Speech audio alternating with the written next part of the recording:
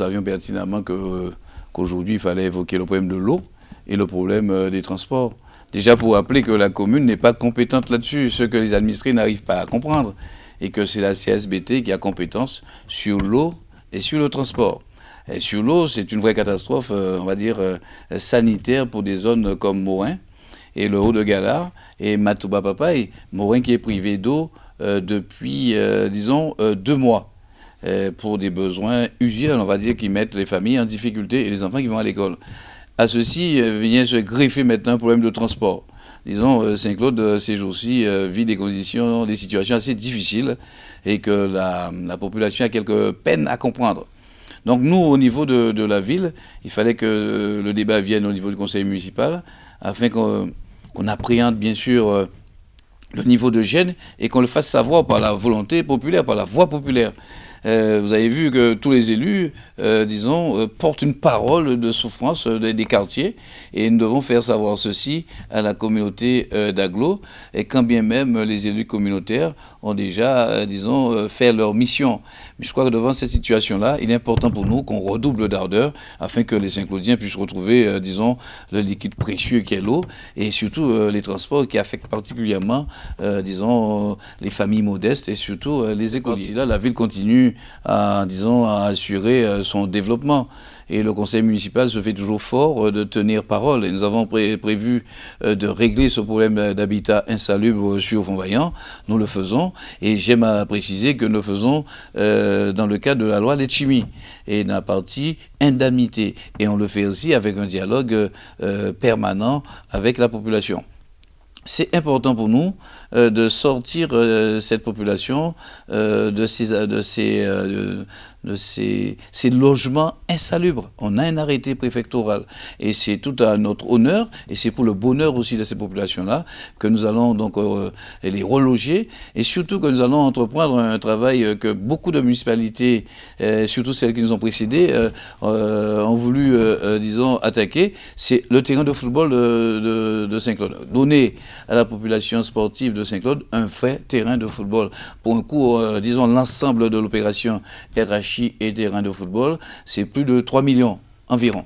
Donc voilà un peu avec les subventions qui afférentes. Donc je crois que le conseil municipal a réglé aussi aujourd'hui quelques affaires foncières nous permettant d'assurer notre développement et surtout faire du bourg de Saint-Claude un bourg plus dynamique visant à transformer cette ville, on va dire, un peu dormante en ville active répondant aux besoins des étudiants et répondant aux besoins de son développement quand on sait que nous avons une forte ambition à devenir quand même un point touristique de la Guadeloupe. Alors sur les associations, qu'elles soient du football ou qu'elles soient les associations de personnes âgées ou les aînés, elles ne sont jamais oubliées par la ville.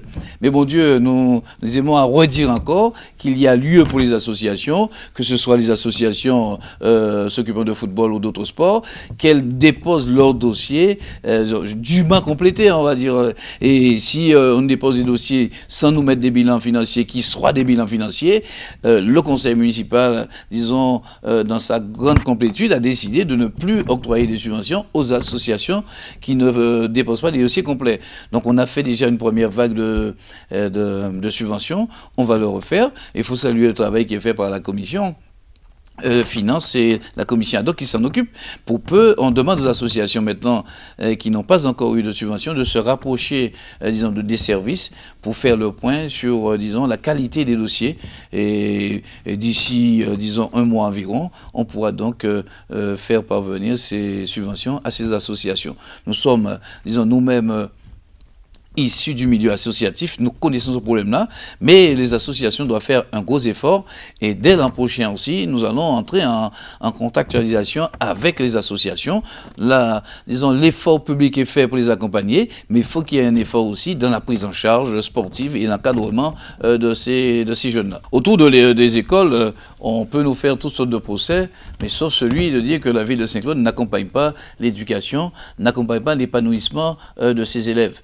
Donc que ce ce soit la TPS de Matouba, ou l'école maternelle, ou les écoles primaires et élémentaires, nous sommes aux côtés des projets. Mais disons, vous l'avez vu, nous regardons quand même certains projets, quand nous voyons quand même, disons, un déplacement sous-marin même qui vient à coûter 500 € pour une journée, on se dit quand même, est-ce qu'il ne faut pas regarder? Mais nous sommes sur d'autres projets avec le Matouba, nous sommes avec des collégiens aussi, on les accompagne, et nous ambitionnons, vous le savez, de reconstruire l'école maternelle Roise-Nelson. Nous avons fait le pari de l'épanouissement intellectuel, ça commence dès la très petite section.